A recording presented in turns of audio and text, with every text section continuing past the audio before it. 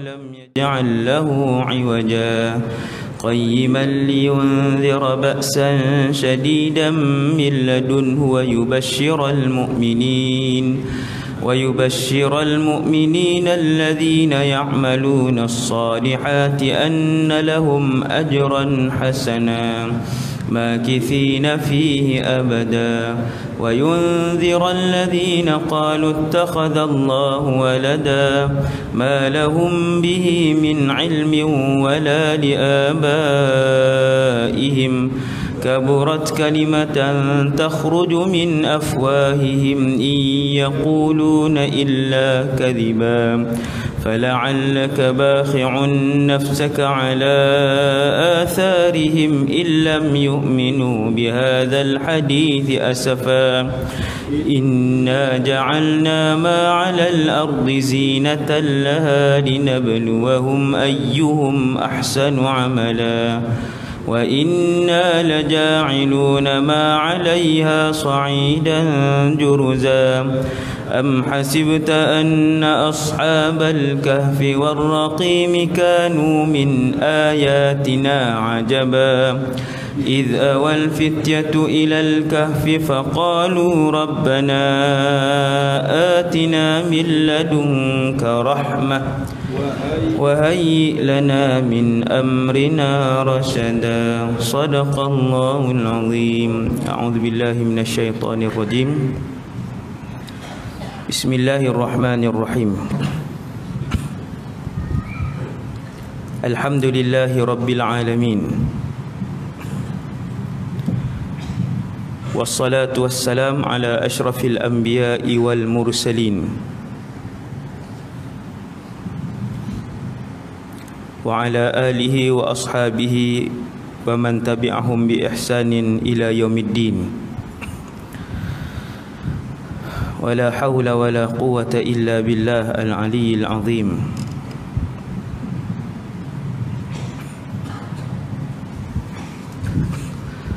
ولا حول ولا قوة إلا بالله العلي العظيم ولا حول ولا قوة إلا بالله العلي العظيم أما بعد Pertama sekali nawaitul i'tikaf fi hadzal masjid sunnatan lillahi ta'ala. Yang keduanya radina billahi rabba, kami semua redha Allah Tuhan kami. Wa bil islami dina, kami semua redha Islam cara hidup kami. Wa bi Muhammadin nabiyyan wa rasula, dan kami juga redha bahawa Muhammad sallallahu alaihi wasallam seorang nabi dan rasul. Syukur kepada Allah Subhanahu wa taala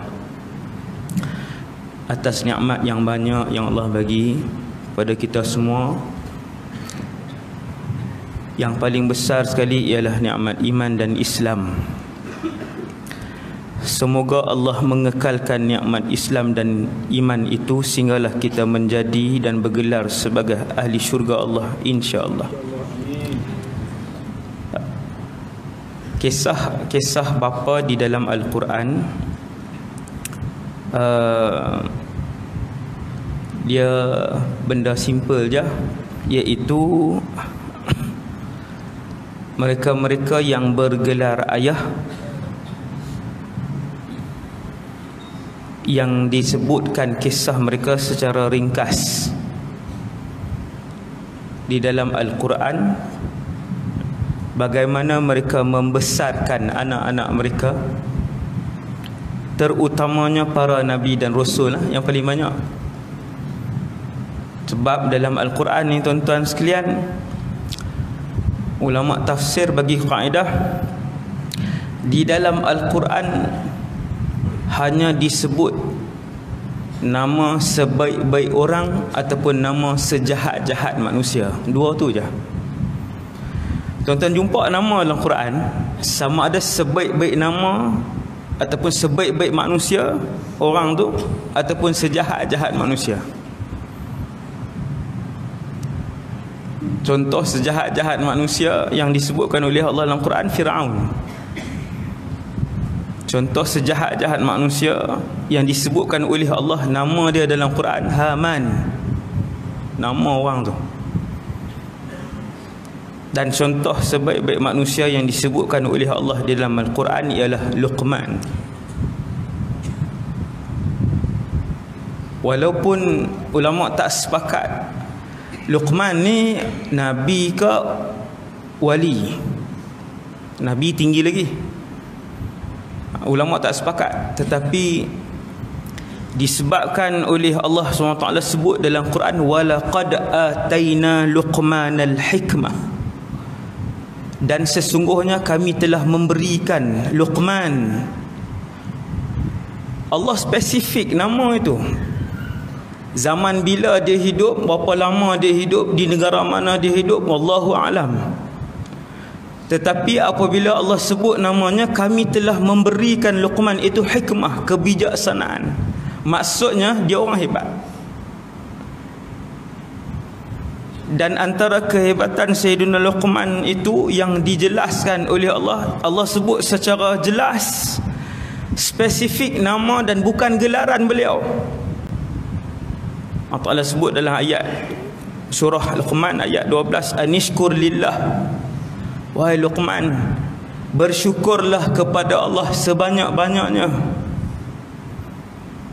Yang ini kunci untuk mengikat nikmat. Allah bagi anak, alhamdulillah. Allah bagi rezeki, alhamdulillah. Balik rumah, tengok rumah. Balik sampai depan pintu rumah, tengok rumah, alhamdulillah. Bersyukur itu pengikat rezeki ataupun pengikat nikmat. Nikmat tidak akan ditarik oleh Allah apabila seseorang itu banyak bersyukur kepada Allah Subhanahu wa ta'ala. Apabila Allah menganugerahkan nikmat yang terbesar selepas iman, Islam, hikmah, kebijaksanaan dalam membuat keputusan hidup, kebijaksanaan dalam memilih hari ni nak solat duha ataupun tak solat duha, kebijaksanaan untuk memilih di antara bersedekah di jalan Allah RM5 ataupun RM50, kebijaksanaan untuk memilih malam ni nak pergi melepak ataupun hadir majlis ilmu, kebijaksanaan untuk mengajak anak-anak dia membaca Quran. Allah Ta'ala kata, wahai Luqman, kami anugerahkan kepada kamu hikmah, usykur lillah, terima kasih kepada Allah, ucapkan alhamdulillah kepada Allah.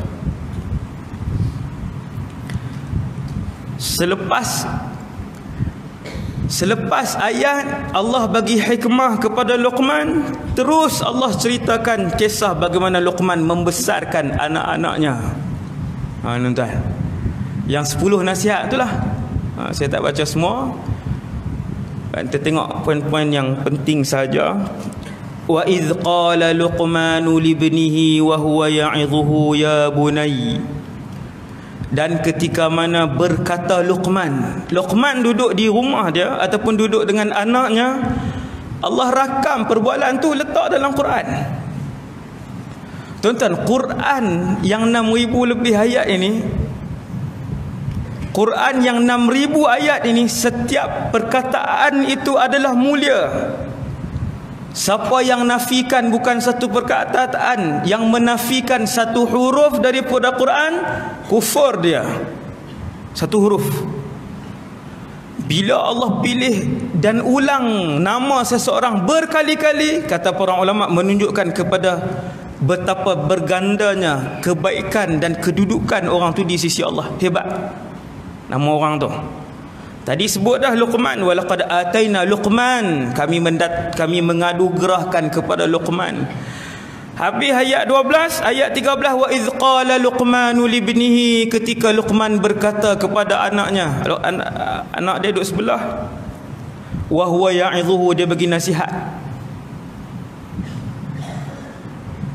Ini kunci kejayaan seorang anak apabila mempunyai ayah yang pandai mendidik anaknya, iaitu yang pertama sekali, wa huwa ya'idhuhu, dia menasihatkan anaknya, ya bunai, wahai anak, la tusyrik billah, jangan kamu mensyirikkan Allah. Innasyirka la zulmun azim. Sesungguhnya syirik, menduakan Allah, mempersekutukan Allah, zulmun azim, kesalahan yang sangat besar, dosa yang sangat besar. Nombor satu, mengajar anak untuk mengesahkan Allah SWT, mengajar anak untuk sentiasa mengingati Allah, mengajar anak untuk membesarkan Allah Subhanahu Wa Taala. Ini yang paling besar sekali. Poin yang paling besar sekali dalam mendidik anak-anak, tanggungjawab pertama seorang ayah ialah apabila anak itu mengagungkan Allah Subhanahu Wa Taala. Selesai hidup dia. Selesai. Bahagialah hidup ayah dan anak itu. Bersenanglah hidup ayah dan anak itu. Dan si ayah tadi tak perlu untuk bersusah-susah nak memikirkan anak dia. Tiap-tiap minggu nak tanya buat apa, sebulan sekali nak telefon solat dah. Kan susah hari ni. Nak tanya berkawan dengan siapa, nak tanya solat ke tidak, nak tanya duduk di mana, nak tanya kenapa tak balik lagi. Susah saya tengok. Tetapi manusia ataupun seorang ayah apabila dia membesarkan anak dia untuk mengagungkan Allah, mengenal Allah, mengesahkan Allah, sentiasa ingat Allah dengan zikir, dengan salat, anak itu tak perlu untuk dilihat kerap oleh ayahnya. Ini bukan contoh tuan, ni yang kita tengok. Ayah dia tak perlu nak kalut, nak sebab anak tu di mana-mana sahaja dia membesarkan Allah. Orang dulu salafus salih mengajar anak untuk mengenal Allah, ajar anak untuk mengesahkan Allah, ajar anak untuk sentiasa ingat Allah daripada berumur 2 atau 3 tahun. Ingat tuan, daripada berumur 2 atau 3 tahun. Kita 2 atau 3 tahun ajar menari zaman hari ni. Masuk dalam YouTube, anak dia pandai menari, umur 2 tahun. Masuk dalam YouTube, anak dia pandai menyanyi, umur 2 tahun. Masuk dalam YouTube, anak dia pandai sekian, umur 2 tahun, 3 tahun. Berkata Sahal bin Ubadah radhiyallahu anhu. Ni saya ambil nama sahabat, tak payah ambil Sayyidina Ali yang dahsyat-dahsyat lah. Satu sahabat, malam ni saya sebut ke tuan-tuan, kita tak pernah dengar nama dia. Sahal bin Ubadah, sahabat Khazraji Ansari. Madinah lah, maksudnya sahabat daripada Madinah ada 2, Aus ataupun Khazraj. Sahabat ni Khazraj. Dia masuk Islam sebelum Nabi hijrah di Aqabah. Dia kata, aku melihat dan aku dikejutkan untuk bersama dengan keluarga aku melihat mereka bangun qiyamul lail semenjak aku berusia 3 tahun. 3 tuan. Kita umur 17 baru nak start doa. Anak umur 17 baru nak start doa. Ya Allah, jadikanlah dia anak soleh. 17 isap rokok sehari 2 kotak dah. Semayang Jumaat saja api. Hak lain tak semayang. Bukan tak boleh berdoa, memang kena berdoa, tapi kesalahan kita lewat. Nabi Ibrahim alaihissalam, Nabi Ibrahim mendoakan kepada anaknya sebelum Ismail dilahirkan sejak 85 tahun, Rabbi habli minas salihin. Oh, ni malam ni baru nampak tu dia ustaz. Ya. Sebelum anak itu dikandungkan, Nabi Ibrahim sudah sebut Rabbi habli minas salihin. Ya Allah, kurniakanlah kepadaku seorang anak di kalangan orang soleh. Bukan waktu umur 18, bukan waktu umur 13. Sebelum Hajar mengandungkan anak itu. Maka kata Sahal bin Ubadah, aku dikejutkan Yang ni bukan Sahal bin Ubadah sahaja yang buat, Rasulullah sendiri sallallahu alaihi wasallam antara kanak-kanak yang dibesarkan oleh Rasulullah selain daripada Ali ibn Abi Talib, Abdullah ibn Abbas dan juga Zaid bin al-Harithah. Nah, ni 3 kanak-kanak yang dibesarkan oleh Rasulullah, kesemuanya menjadi panglima dan ulama yang hebat. 3 ni mufti di kalangan sahabat, 3 orang ni yang Nabi besarkan. Kata Abdullah bin Abbas, Nabi mengejutkan aku pada suatu malam. Ibnu Abbas ni kalau dia cerita dia dengan Rasulullah, bermaksud ketika itu dia kanak-kanak yang sangat kecil, kerana ketika Nabi wafat umur Ibnu Abbas 12 tahun. Waktu Nabi wafat 12 tahun, maksudnya kisah dia dengan Rasulullah darjah 5 atau darjah 4 atau darjah 3 atau darjah 2 atau darjah 1. Dan dia dimasukkan oleh Sayyidina Umar bin Al-Khattab sebagai ahli syura, anggota sahabat syura yang besar, yang 7 orang tu. Dia dimasukkan kerana keilmuannya yang tinggi, dan ketika itu usianya belum melebihi 15 tahun. Nabi wafat dia umur 12. Kemudian Sayyidina Abu Bakar memerintah sampai dia umur 14, kemudian dia masuk ahli syura. Nabi Sayyidina Umar tarik dia masuk sebab ilmu tinggi.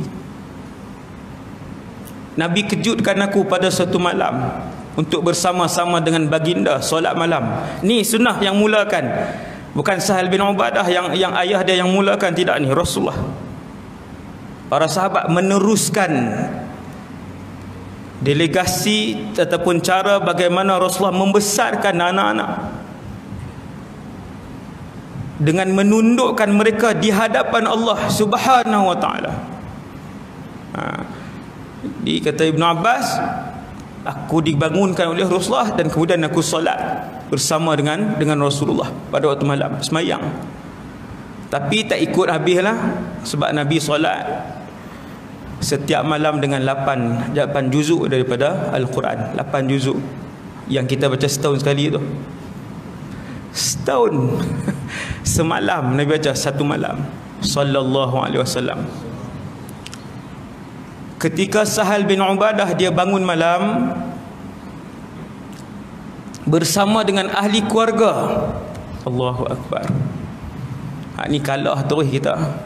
Kita bukan ahli keluarga, ketua keluarga pun tak bangun, ahli keluarga apa? Ayah pun tak bangun. Nak ahli keluarga macam mana? Hasbunallah wa ni'mal wakil. Di sini kesalahan kita.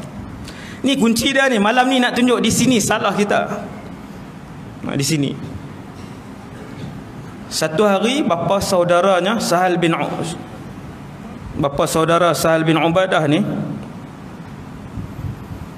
tanya kepadanya ketika dia berusia 3-4 tahun ni. Tuan-tuan, 3-4 tahun. Hal tazkurullah alladhi khalaqak?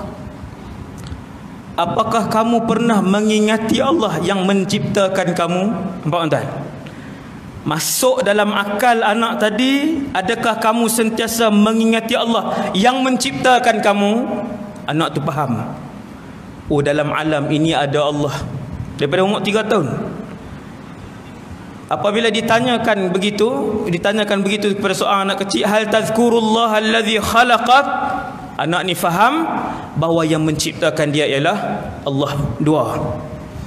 Yang pertama ada Allah, yang kedua yang menciptakan dia Allah, yang ketiga mesti ingat Allah sehingga Allah mengingati kamu. Mesti ingat Allah sehingga Allah menjaga kamu. Tu ayat Quran di dinding tu. Wa aqimis salata li dzikri. Untuk ingat Allah, ajarkan kepada mereka solat. Dirikan solat untuk ingatkan Allah. Tuan nampak ni kaitan ni, semua yang saya sebut ni dia kaitan. Tanya kepada anak. Dan soalan yang ditanyakan oleh ahli keluarga sahabat yang hebat ni, Sahal bin Ubadah ni, bukan dia yang mulakan, Rasulullah yang mulakan, Nabi yang ajar. Kata Ibnu Abbas, kuntu radifa Rasulillah. Satu hari aku naik kenderaan dengan Nabi. Membonceng. Radif ni membonceng, duduk di belakang.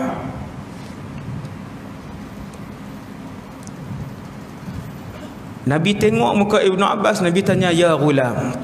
Nabi sebut kepada dia, ya ghulam, wahai anak kecil. Ghulam dalam bahasa Arab perkataan yang merujuk kepada seorang kanak-kanak yang berusia bawah 15 tahun. Masih kecil lah. Ya ghulam. Tuan-tuan tengok apa Nabi sebut kepada anak kecil ini. Sama macam nasihat yang dilakukan oleh keluarga Sahal bin Ubadah. Ya ghulam, inni u'allimuka bi kalimatin. Wahai anak, dengar, aku nak ajar kepada kamu beberapa perkara. Ya ghulam, wahai anak. Tuan-tuan tengok kepada budak yang umur darjah 2, darjah 3. Apa Nabi ajar? Ihfazillah yahfazka. Jaga Allah, Allah jaga kamu. Kita kata tinggi tu ustaz, umur 16 baru kami sebut benda tu. Sebut apa? Umur 20 pun tak pernah sebut dengan anak. Yang kita ajar tuition untuk dapat A. Yang kita ajar ambil lesen kereta. Yang kita ajar macam mana cara nak ke laut. Yang kita ajar ihfazillah yahfazka. Wahai anak, jaga Allah, Allah jaga kamu. Ihfazillah tajidhu tujahak. Jaga Allah, kamu akan mendapati Allah sentiasa bersama dengan kamu. Tuan-tuan, kerana anak-anak ni di mana sahaja mereka, bangsa apa pun mereka, tuan-tuan sebut daripada kecil benda tu akan tertanam di dalam otak dan hati mereka. Walaupun waktu kita sebut tu mereka sedang bermain pasir. Mesti dia akan faham satu hari nanti. Dia akan aplikasikan ayat itu dalam kefahaman, kehidupan dan pendirian kehidupan dia, pendirian dia satu hari nanti. Mesti dia akan amalkan benda tu. Dia dengar sebab setiap hari diulang perkataan tu dalam minda dia. Dia akan jadikan benda tu pendirian dia. Ini yang Nabi buat. Maka ini yang dilakukan oleh para sahabat. Kata Sahal bin Ubadah, ahli keluarga dia tanya, bapa saudara dia tanya dia, pernahkah kamu mengingati Allah yang menciptakan kamu? Budak kecil ni yang tidak dia ajar benda-benda yang merapu ni, dia tanya bapa saudara dia, kaifa azkurullah? Bagaimana untuk aku sentiasa mengingati Allah? Pak saudara dia kata, setiap kali kamu nak tidur, sebutkan di dalam hatimu tanpa menggerakkan lidahmu, Allahu ma'i, Allah bersamaku, Allahu syahidi, Allah menyaksikan aku. Dah ulang tiap-tiap malam, dia ingatkan anak dia, ulang tiap-tiap malam, ulang Allah bersama aku, Allah melihat aku, Allah bersama aku, Allah melihat aku, Allah bersama aku, Allah menyaksikan aku. Anak ni dia sebut. Sampai satu tempoh dia kata sebut 7 kali. Sebut lebih banyak. Sehinggalah kata Sahal bin Ubadah, aku merasakan kemanisan perkataan yang dahulunya aku sebut dalam keadaan aku tidak faham makna perkataan itu. Sehinggalah suatu ketika aku menyebutkan kepada diriku, atau bapa saudaraku sebutkan kepada aku, wahai Sahal, adakah apabila seseorang yang telah yakin Allah bersama dengannya, dan adakah apabila seseorang itu telah yakin Allah sentiasa melihatnya, dia mampu lagi untuk melakukan maksiat dan mungkar kepada Allah? Kata saya, aku tidak lagi mampu untuk melakukan kemungkaran kepada Allah setelah setiap hari aku dididik, disebut, diyakinkan Allah melihat aku, Allah bersama dengan aku. Kita tak pernah ulang.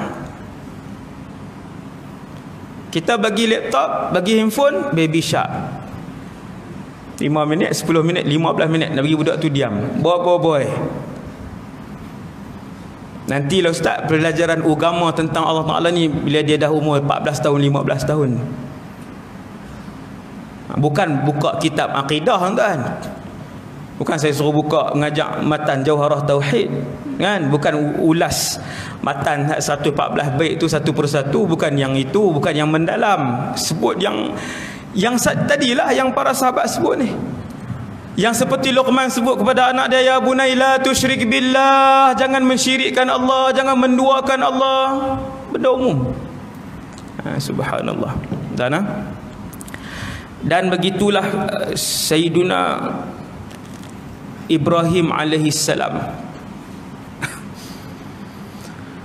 Itu raya haji semua orang cerita. Banyaklah orang sebut kisah ni kan, yang masyhur, iaitu bila Nabi Ibrahim, Allah uji dia, tak dapat anak. Ujian para Nabi ni banding dengan kita akan rasa seolah-olah kita tidak diuji lagi oleh Allah. Tuan-tuan, kalau rasa berat dalam hidup dengan ujian yang Allah bagi kehidupan seharian ni, baca kisah tentang ujian para Nabi dan Rasul. Kita akan rasa ringan. Kita akan nampak ujian kita kecil di hadapan ujian para Nabi dan Rasul. Tuan-tuan, Nabi Ibrahim setampan manusia. Wajah dan tubuhnya seperti Muhammad sallallahu alaihi wasallam. Tampan mana tuan? Wajah dan tubuh Nabi Ibrahim setampan Rasulullah. Saiz kaki sama, saiz badan sama, muka sama. Hampir sama dengan Rasulullah. Kemudian bila berkahwin dengan satu orang wanita, isteri pertama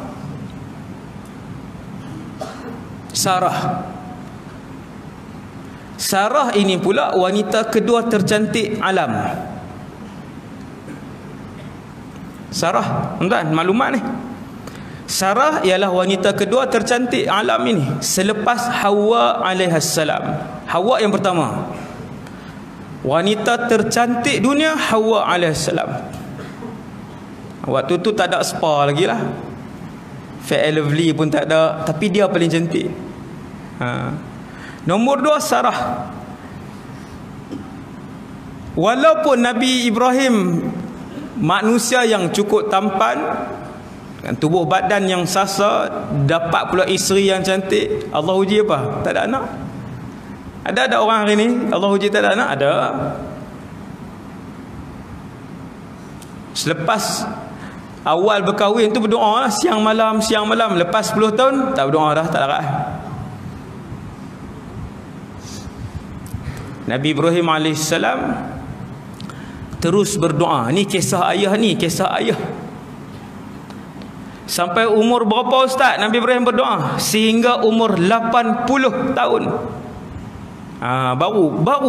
Baru kita sedar betapa besar ujian para rasul ketika mereka tidak dikurniakan anak oleh Allah. Isteri Nabi Ibrahim, Sarah ini mandul. Ini bukan hadis, Allah sebut dalam Quran. Sarah itu mandul. Walaupun dikurniakan seorang isteri yang tak boleh melahirkan anak, mustahil melahirkan anak, Nabi Ibrahim tetap berdoa. Nampak tuan-tuan? Keimanan yang tinggi dan baik sangka yang tinggi daripada Nabi Ibrahim alaihissalam.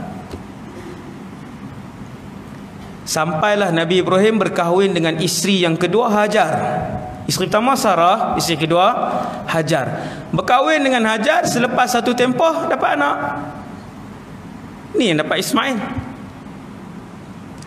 Tuan-tuan bayang, satu orang selepas sampai umur 85 baru dapat anak. Macam mana kasih ayah itu kepada anak itu?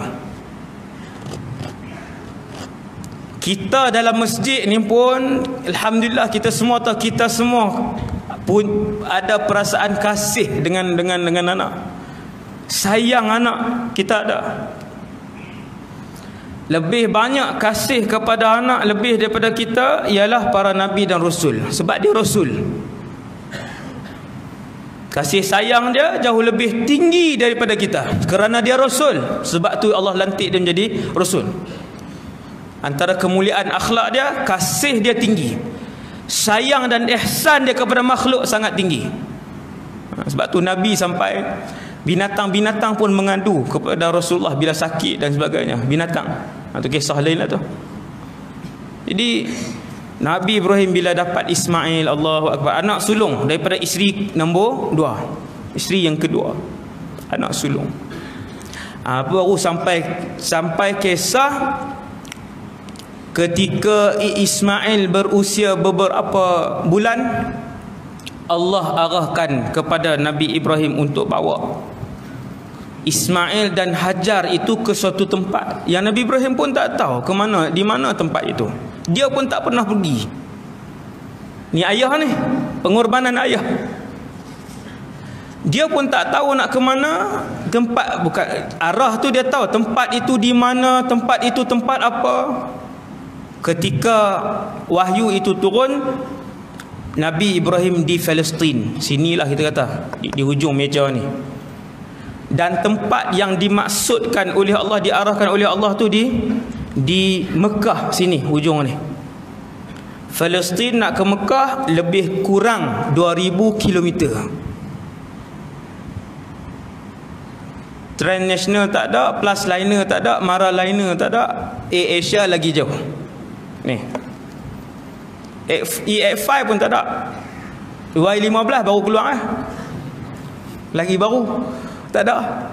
Tuan-tuan, Palestin, Mekah 2000 km, padang pasir yang membunuh siang ataupun malam. Ayah, ini kisah ayah. Sudahlah Allah uji Nabi Ibrahim ni setelah bersabar lebih 60 tahun. Kita katalah 60 tahun bersabar, baru Allah bagi anak, baru Allah kurniakan anak. Allah suruh bawa dah. Anak yang diarahkan oleh Allah untuk dibawa itu pula masih menyusu, baru berusia 2 atau 3 bulan. Tuan-tuan, 3 bulan ni kira baru bangun lah. Baru habis pantang, baru yang ibu tadi, yang anak tadi masih menyusu lagi dengan ibu dia, masih kecil. Taat ayah tadi kepada Allah, kerana apabila kalian nak Allah menjaga ahli keluarga kalian, si ayah tadi mesti taat kepada Allah, melebihkan Allah daripada ahli keluarganya. Yang ni kaedah, ini kisah ayah di dalam Al-Quran.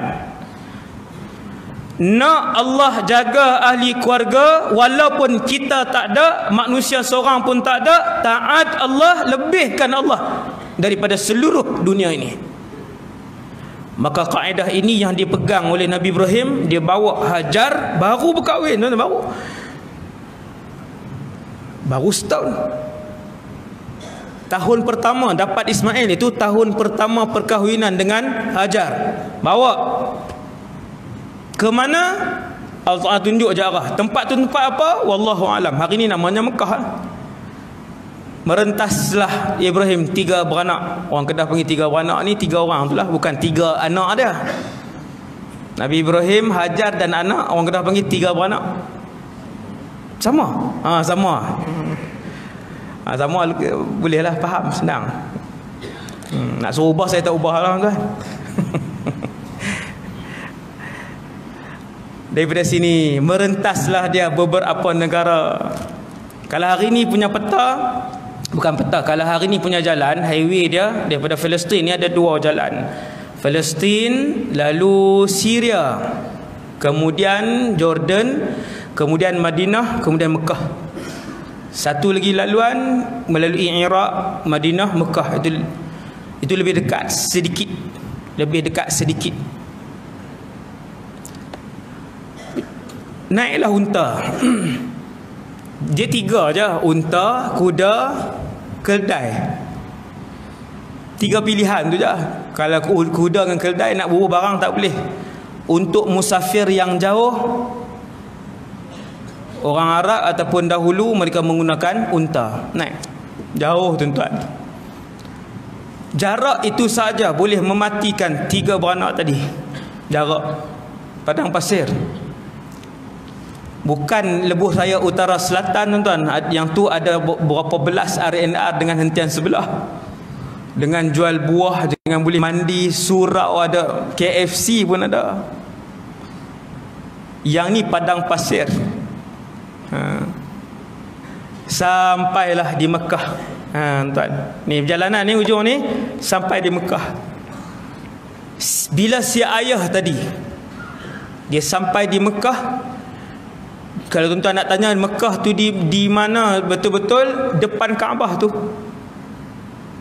Tetapi ketika itu kosong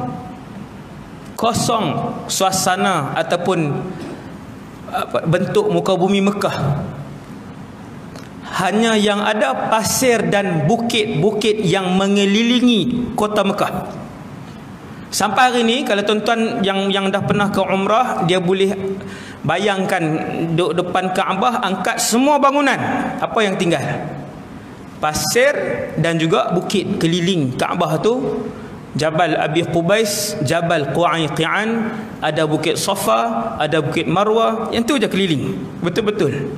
Dan itulah yang dilihat oleh Nabi Ibrahim. Kemudian Allah menurunkan wahyu yang seterusnya. Wahai Ibrahim, tinggalkan mereka di sini. Yang ni jam.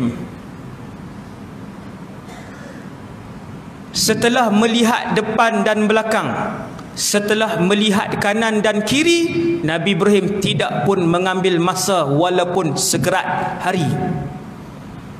Dalam waktu yang sama, jam yang sama, Ibrahim alaihi salatu wassalam mendahulukan arahan Allah. Kerana dia tahu dan yakin Allah subhanahu wa ta'ala lebih menyayangi ahli keluarganya daripada dia menyayangi ahli keluarganya. Yang ni kita kena yakin, tuan-tuan sekalian. Kerana kita ketika menjadi ayah dan ibu, kalau anak-anak kerap melakukan kesalahan, mulut kita juga akan mengeluarkan perkataan dan doa yang tak elok. Betapa kurang kasih dan rahmat kita. Tapi setiap hari kita melakukan dosa, berpuluh tahun sampai hari ni tak ada azab dia Allah turunkan daripada langit. Sebab tu ketika Rasulullah duduk di satu kawasan yang orang begitu ramai, perang, seorang wanita kehilangan anak kecil. Kehilangan anak kecil. Selepas beberapa hari, wanita tu jumpa anak dia. Dia duduk di hujung sana, anak kecil dia di hujung sana. Nabi duduk di tengah dengan sahabat. Berlari si ibu tadi, anak kecil tadi tengok mak dia berlari, menangis-nangis. Si ibu pun menangis-nangis. Risau, rindu dan kasih dengan anak. Bila berjumpa, peluk dengan erat sambil kedua-duanya mengalirkan air mata yang laju. Nabi dengan sahabat sampai menangis tengok. Nabi kata, adakah kalian boleh bayang bahawa ibu itu akan melemparkan anaknya masuk ke dalam api? Apakah pendapat kalian bahawa ibu yang sedang mendukung dan mengerat, memeluk erat anaknya itu sanggup untuk melemparkan anaknya ke dalam api? Sahabat kata, tidak. Sekali-kali wahai Rasulullah. Nabi pun sebut Allah Subhanahu Wa Taala lebih menyayangi anak itu daripada ibunya. Ini kasih Allah. Bila Nabi Ibrahim Allah suruh tinggal tu, ketika tu juga dia turun anak dia, turunkan isteri dia. Dia serahkan makanan, dia serahkan air. Makanan itu bukanlah 1 tan roti, tetapi berapa puluh biji kurma yang diletakkan dalam satu bekas, dan juga satu bekas lagi diisikan di dalamnya air, kedua-duanya bekas daripada kulit. Hajar tengok Nabi Ibrahim. Kemudian dia naik balik kenderaan dia. Ketika itu Hajar tahu Ibrahim dalam perjalanan untuk meninggalkan mereka. lalu tanya Hajar beberapa soalan. Ni ayah azan. Okey, baik. Kita berhenti untuk azan. Ha? Ya, baik, insya-Allah.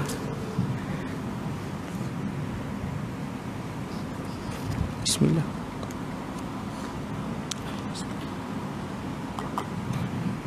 Alhamdulillah. Allahu Akbar, Allahu Akbar, Allahu Akbar, Allahu Akbar,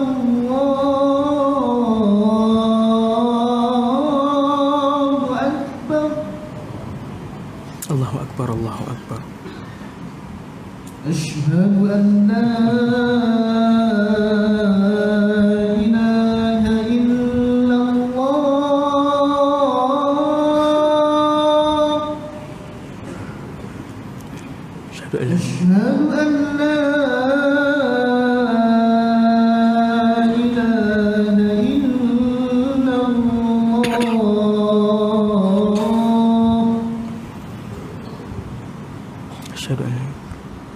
أشهد أن محمدا رسول الله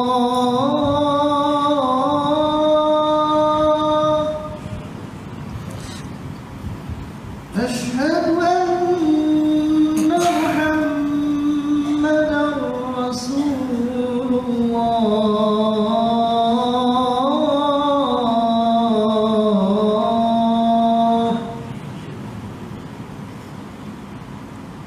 حي على الصلاة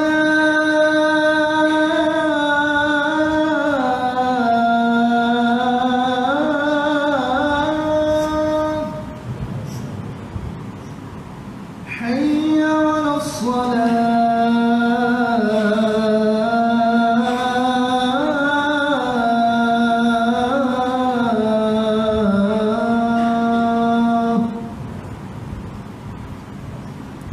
حي على الفلاح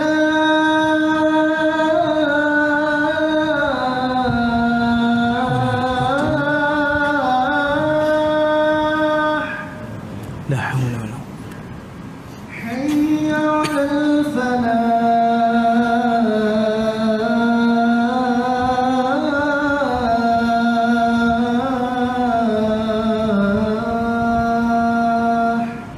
لا حول ولا قوة. الله أكبر الله أكبر لا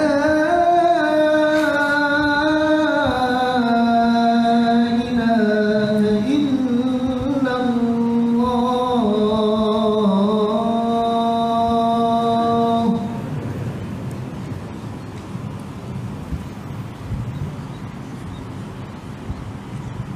اللهم رب هذه الدعوة.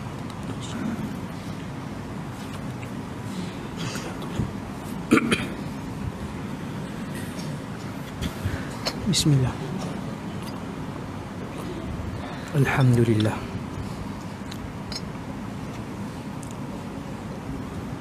Di mana tadi? Berhenti di mana tu? Soalan. Bismillahirrahmanirrahim. Jadi Nabi Ibrahim AS terus mendahulukan arahan Allah. Daripada sini kita nak tengok seorang ayah ketika dia mendahulukan Allah Subhanahu Wa Taala, apa ganjaran yang akan diberikan oleh Allah. Tuan-tuan, para nabi dan rasul dia pun tak tahu ending ujian tu bagaimana. Yang ni kena faham. Rasulullah ketika masuk dalam perang Uhud, Nabi pun tidak tahu bagaimana ending Uhud itu. Nabi pun tidak tahu bahawasanya daripada atas kepala Nabi akan luka dan darah akan mengalir sampai ke hujung kaki dalam perang Uhud. Nabi pun tak tahu. Begitulah Nabi Ibrahim bila Allah uji itu, Nabi Ibrahim pun tak tahu kisah ni akan berakhir bagaimana, tidak tahu. Tetapi Satu saja keyakinan kita semua sebagai menjalani peranan sebagai seorang ayah, apabila Allah uji, ia pasti untuk kebaikan dunia dan akhirat, mesti. Walaupun ujian tu tak masuk akal, Ustaz.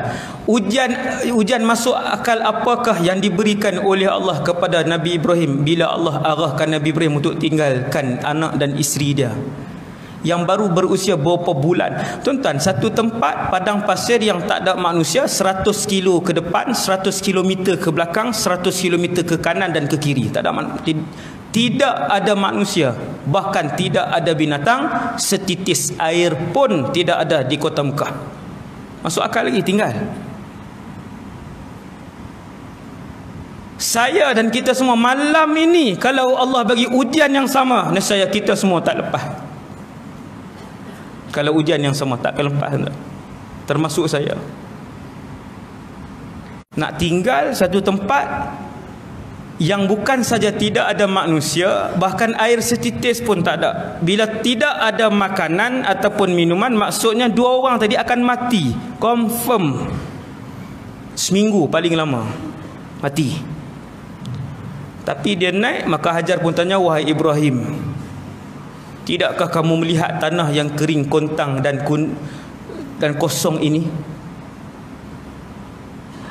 Nabi Ibrahim tak tengok, Nabi Ibrahim tak jawab. Kalau jawab jadi apa, tuan-tuan? Jadi filem. Turun, kalau turun bincang. Itulah. Abang pun tak boleh nak fikir ni.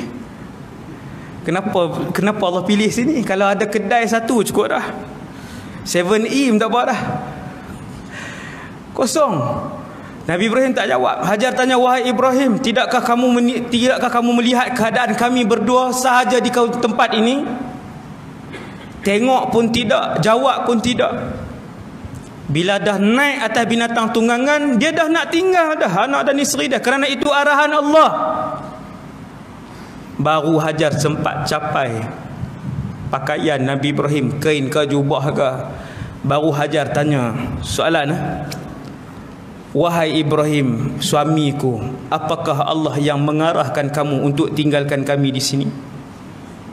Allahu amaraka bihadza. Waktu itu baru Nabi Ibrahim tengok isteri dia jawab Allahumma na'am. Dalam satu riwayat lain, Nabi Ibrahim tak mampu untuk menjawab dengan perkataan, dia hanya menganggukkan saja pertanyaan Hajar alaihissalam. Dia angguk ya. Tuan-tuan, tak boleh nak jawab dah. Dia bukan ayah yang biasa, dia ayah dan dia rasul. Kasih dia lebih jauh daripada kita mengasihi manusia lain dan juga makhluk-makhluk yang lain. Kalau kita kata Nabi Ibrahim ni tak ada perasaan kasih ke? Lebih tinggi kasih sayang dia daripada kita semua. Sampai tak boleh nak jawab dengan mulut, Nabi Ibrahim angguk saja. Dia angguk saja. Allah yang arahkan. Maka sekali lagi Hajar alaihissalam, yang ni ibu yang hebat lah pula, tuan. Syarat yang kedua untuk mendapatkan anak yang hebat ialah ketika mana si ayah dan ibu tu hebat. Sebab tu Nabi sebut fa abawahu yuhawidanihi au yumajjisani au yunassiranihi au yumajjisanihi. Setiap anak dilahirkan dalam keadaan yang bersih, kosong, kain yang putih, belum dicorakkan. Kedua-dua ayahnya lah yang akan mengyahudikan dia. Ibu dan ayah Nabi sebut. Maksudnya mesti mak dan ayah. Maka nak dapat Ismail yang hebat, nak dapat Ishaq yang hebat, nak dapat Yusuf yang hebat, rupanya si ibu ni telah pun ditarbiah. Maka jawab Hajar alaihissalam bila suami dia kata, ya Allah yang arah. Hajar jawab, idzan lan yudayyi'ana Allah. Kalau Allah yang arahkan kamu wahai Ibrahim, Allah tidak akan tinggalkan kami. Boleh sebut tuan perkataan tu?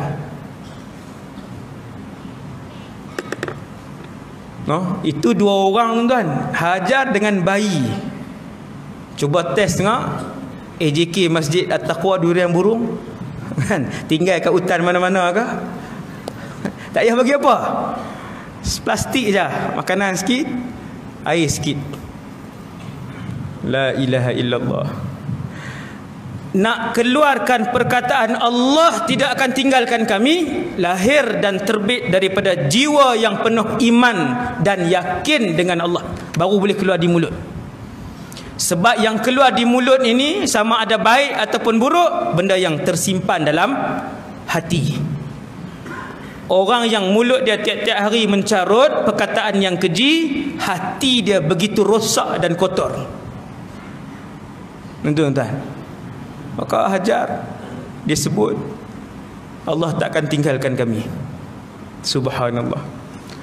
Tuan-tuan, 7 hari mesti mati ataupun 5 hari mesti mati, kerana tempat itu sebatang pohon pun tiada.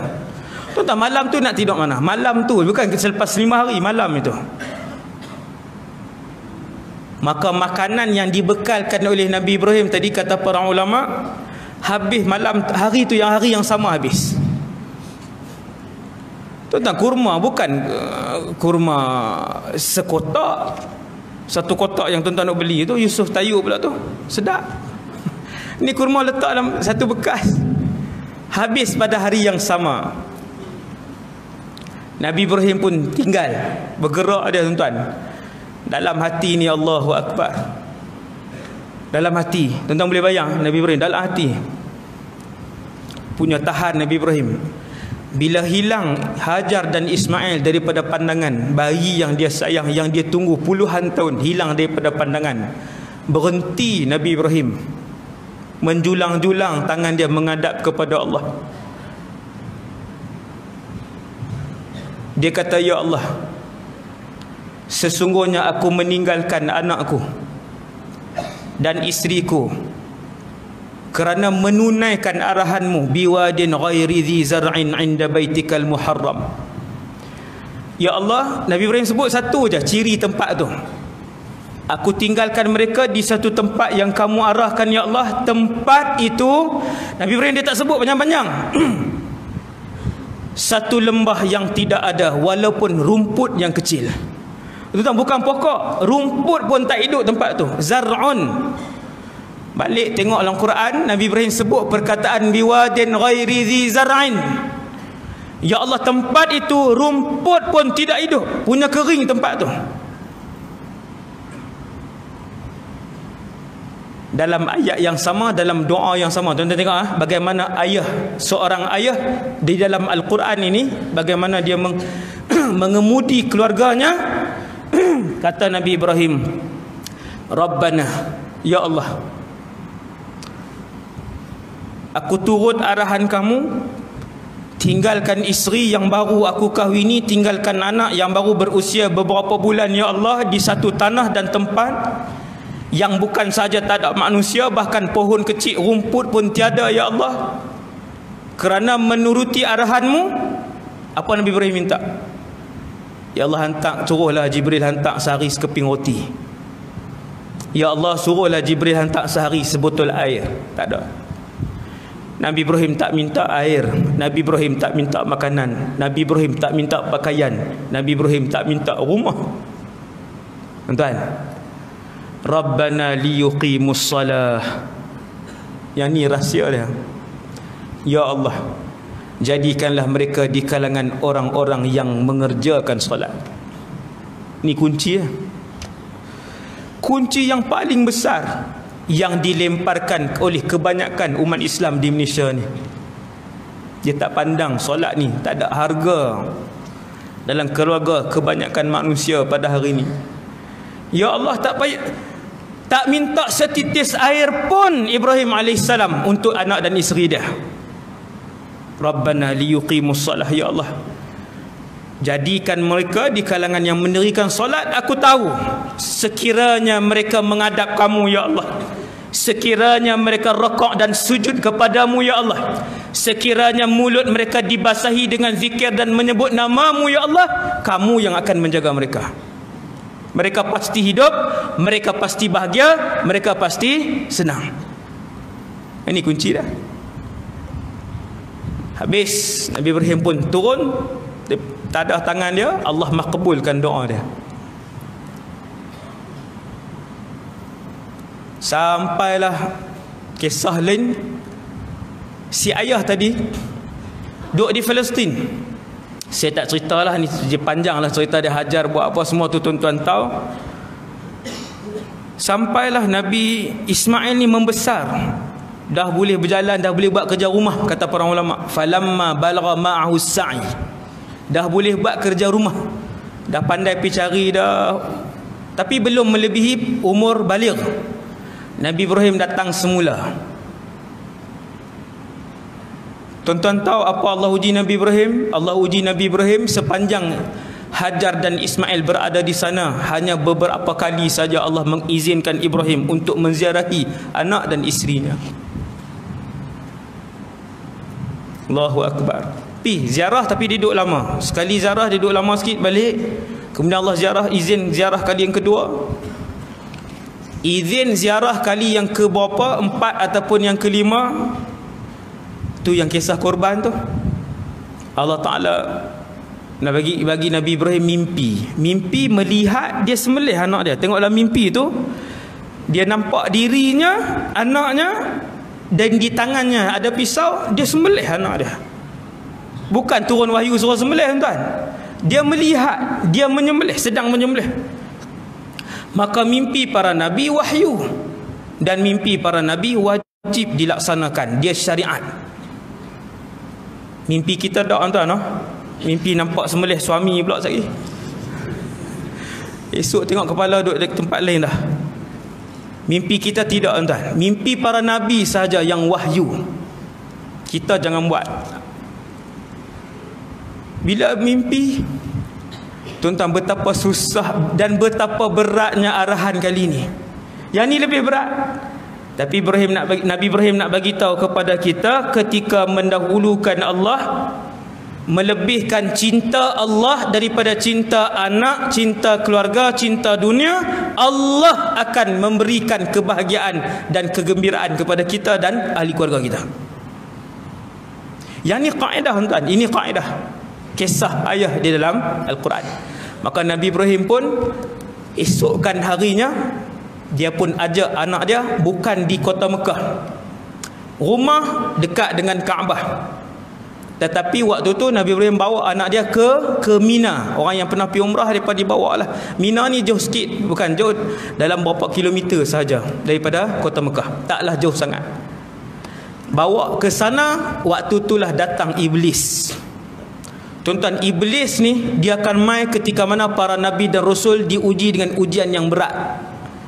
Antaranya ketika mana Ayub alaihi salam. Nabi Ayub ni rasul yang jutawan. Nabi Ayub rasul yang jutawan. Sekelip mata Allah ambil ke semua tanahnya. Sekelip mata Allah ambil ke semua binatang ternakannya. Sekelip mata Allah musnahkan ke semua pertanian Nabi Ayub alaihi salam. Dan sekelip mata Allah mematikan 14 orang anak Nabi Ayub alaihi salam. Besar ada hujan dah. 14, tuan. Satu masjid tak ada hujan tu. 14 orang. Siapa angkat tangan siapa yang lebih 14? Allah ambil anak dia. 14 serentak. Waktu tu iblis datang. Waktu itulah iblis datang kepada Nabi Ayub, wahai Ayub, takkanlah dengan ujian yang seberat ini menunjukkan kasih Allah kepada kamu? Isteri kamu lari tinggal seorang, adik-beradik kamu, abang kamu lari, jiran-jiran kamu semua berpindah jauhkan diri daripada kamu. Allah ambil semua harta kamu, Allah ambil semua anak-anak kamu, tak tinggalkan seorang. Takkan Allah kasih dengan kamu? Sebenarnya Allah tak kasih dengan kamu, kata iblis. Ketika mendengar perkataan iblis itu, Ayub alaihissalam terus sujud kepada Allah. Dia kata, ya Allah, sesungguhnya semua nikmat ini adalah milik kamu. Kamu berhak untuk ambil bila-bila masa sahaja. Berguling-guling iblis. Berguling-guling iblis. Sebab tak boleh. Tak boleh nak masuk. Begitulah waktu Nabi Ibrahim nak bawa untuk sembelih anak dia, tuan-tuan, yang cerita Jamrah Ula Wusta Aqabah ni, iblis datang. Iblis sendiri, dia bukan dihantar general, major apa semua ni, lance corporal lagi lah. Iblis sendiri turun datang ke tempat itu yang Nabi Ibrahim baru sampai tu. Iblis kata, wahai Ibrahim, takkan Allah mengarahkan seorang rasul untuk menyembelih anak? Nampak ada ayat ni tuan, ayat iblis. Nabi Ibrahim tengok, dia kenal iblis, dia ambil batu, dia baling jamratul ula. Kisah tu betul tu, dia baling. Dia pindah ke tempat lain, datang lagi iblis, wahai Ibrahim. Dia datang, dia sebut, dia kata, wahai Ibrahim, kamu ni rasul. Dia cucuk lagi. Nabi Ibrahim tengok lagi, dia ni tadi kena baling dah, kena baling lagi, kena tuan. Dia lontarkan lagi batu, kena iblis. Pindah ke tempat ketiga, datang lagi iblis, wahai Ibrahim, Allah takkan mengarahkan satu arahan yang dia sebut, wahai Ibrahim, Allah takkan arahkan kepada kita hambanya satu arahan yang tak masuk akal. Nabi Ibrahim tengok lagi, dia lontarkan lagi batu, baling batu kali ketiga, penuh dah kena di muka, tak ikut dah. Kali keempat tak ikut dah. Barulah sampai di satu tempat di Mina tu, Nabi Ibrahim panggil anak dia, ya bunai. Ni kisah ayah. Ya bunai, wahai anak, inni ara fil manami anni azbahuk. Semalam ayah bermimpi, dalam mimpi itu ayah sembelih kamu sehingga terpisah kepala dari badan. Sembelih tuan, bukan potong kuku. Anak hari ni ayah suruh potong rambut, merajuk, seminggu tak cakap dengan ayah. Sebab apa? Dia nak buat yang rambut gila tu, hak potong tepi macam orang gila kan. Cedok kot ni, buat line tepi ni. Ayah tak boleh kata apa. Suruh potong, merajuk.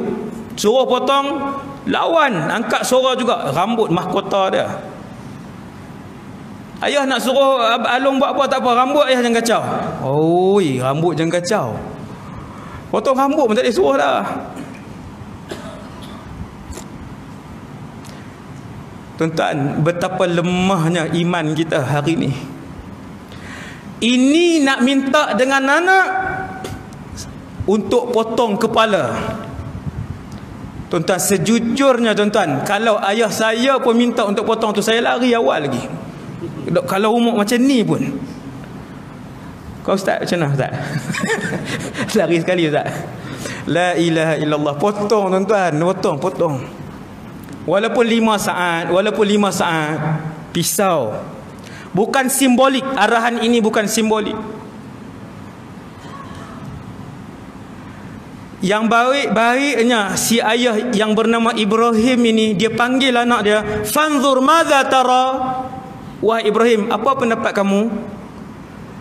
Tanya pendapat anak tuan. La ilaha illallah. Anak bila ayah dia tanya, besar tak hati dia? Besar. Dia seronok, dia rasa dihargai. Nah, kita tanya pendapat anak kita. Jangan. Kan? Tak tanyalah kita. Wahai anak, aku nak laksana arahan Allah untuk sembelih kamu. Apa pendapat kamu? Fanzur madza tara.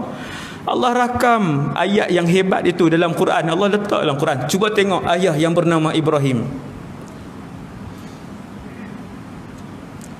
Si anak tadi jawab, ya abati, wahai ayah. Tuan-tuan, umur bawah 15. Sama ada darjah 6, darjah 5, tingkatan 1. Si anak tadi jawab, ya abati, if'al ma tu'mar. Ayah buat apa yang Allah suruh ayah lakukan. Satajiduni, ayah akan mendapati Ismail. InsyaAllah. Alim lagi tuan-tuan, sudahlah beriman, alim pula anak ni. Satajiduni insya-Allah, ayah akan mendapati Ismail insya-Allah minas sabirin, di kalangan orang-orang yang bersabar. Sabar ketika mana pisau sedang diheret, ditusuk ke bawah dan ke atas di leher dia.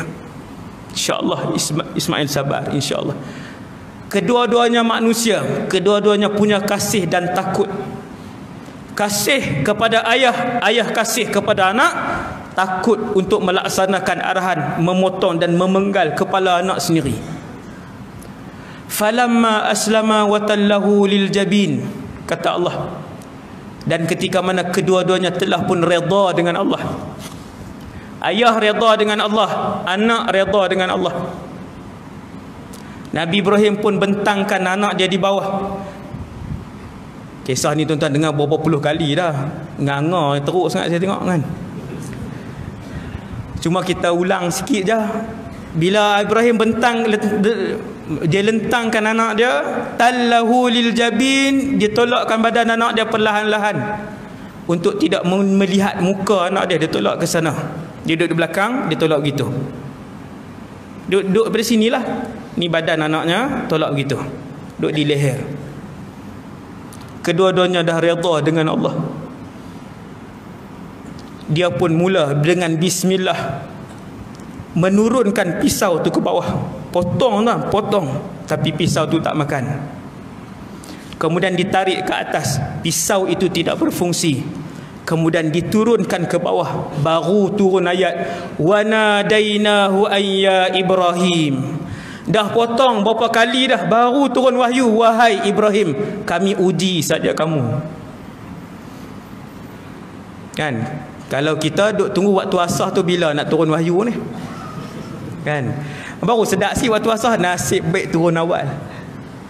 Ni dah buat tuan-tuan, dah turun dah pisau tu beberapa kali, baru Allah Ta'ala turunkan wahyu. Kami pun memanggil Ibrahim, ya Ibrahim, wahai Ibrahim, qad saddaqta ru'ya, kamu telah melakukan apa yang telah kami arahkan. Itu adalah ujian saja pada kami. Kemudian digantikan dengan binatang kibas tadi daripada syurga tadi. Sembelihlah di situ. Jadi Nabi Ibrahim alaihissalam nak ajar kepada kita semua bahawasanya ketika seorang ayah mendahulukan Allah, maka Allah akan menjaga ahli keluarganya, insya-Allah. Siasat kadar tu dulu cara ringkas untuk malam ni. Semoga kita mendapat iktibar daripada apa yang saya sampaikan pada malam ni kepada kita semua, untuk dijadikan panduan kepada kita memastikan ayat yang disebutkan oleh Allah, wahai orang-orang yang beriman, qu anfusakum wa ahlikum nara, peliharalah diri kamu dan ahli keluarga kamu daripada jilatan api neraka, wal'iyadzubillah. Yang baik daripada Allah, yang lemah dan kurang daripada diri saya sendiri. Qul qali hadza astaghfirullahal azim li wa lakum. Seperti yang Tuan Imam sebutkan tadi, malam ni kutipan kita untuk membina masjid. Alhamdulillah 5 bangunan serentak sedang naik. Dalam masjid ni ada yang pewakaf tetap kepada pembangunan kompleks saya. Terengganu paling ramai sekali dalam Malaysia ni, lebih kurang 700 orang pewakaf tetap yang tiap-tiap bulan masuk. Semua orang tengok alhamdulillah, komplek tu naik. Duit keseluruhan tak ada, tapi sedang berjalan. Maka malam ni kita lancarkan untuk membina sekolah, membina masjidnya.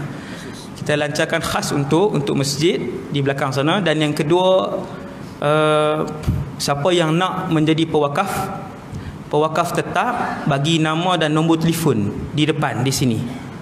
Nama dan nombor tu kita akan masukkan dalam grup WhatsApp pewakaf tetap bulanan. Bukan selama-lamanya, 12 bulan kemudian selesai, insya-Allah. 12 bulan kemudian dia boleh berundur ni, boleh beransur lah kan, selepas 12 bulan. Bagi nama, nombor telefon, kita masuk dalam grup. Dalam grup tu dia boleh tengoklah progres kompleks yang saya sedang bangunkan. Lepas tu cara nak masukkan nombor akaun semua dalam grup tersebut, insya-Allah. Setakat ni orang daripada Terengganu lah yang paling ramai sekali, dengan bantuan saudara Zarifi ni yang bawa saya ke sini, insya-Allah. Subhanakallahumma bihamdik, asyhadu an la ilaha illa anta, astaghfiruka wa atubu ilaik. Bismillahirrahmanirrahim. Innal insana fi khusr illa alladhina amanu wa amilus solihati. Bismillahirrahmanirrahim. Alhamdulillah wassalatu wassalamu ala Rasulillah wa ala alihi wa sahbihi wa man wala. Allahumma 'allimna ma yanfa'una. Ya Allah, ajarkanlah ilmu yang bermanfaat kepada kami. Wanfa'na bima 'allamtana. Ya Allah, manfaatkanlah ilmu yang Kau curahkan kepada kami pada malam ini. wa zidna ilman wa amalan wa ikhlasan fi hayatina. Tambahkanlah kepada kami ya Allah ilmu, amal ibadah dan keikhlasan dalam kehidupan kami. Wa sallallahu ala sayidina Muhammad wa ala alihi wasallam. Walhamdulillahi rabbil alamin. Assalamualaikum warahmatullahi wabarakatuh. Bismillah.